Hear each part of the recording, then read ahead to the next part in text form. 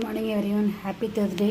Morning breakfast mattar paneer பண்ண போகிறேன். மட்டர்னா பட்டாணி பீஸ் பன்னீர் ஐடி தான் கிடச்சிது. இண்டிஸ்கா சூப்பராக இருக்கும். இது இன்றைக்கி ஃபஸ்ட் டைம் ட்ரை பண்ண போகிறேன். இது கிடைக்காதனால ஐடி பன்னீர் வாங்கினேன்.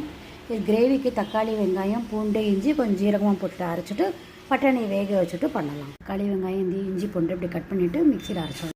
எண்ணெயில் நம்ம அரைச்சதை கொட்டிட்டு உப்பு மஞ்சப்பொடி காரப்பொடி கரம் மசாலா பொடி ஜீரகமும் தனியாகவும் அரைச்ச பொடி எல்லாத்தையும் போட்டிருக்கேன். நல்லா சுருளை வதக்கிடலாம்.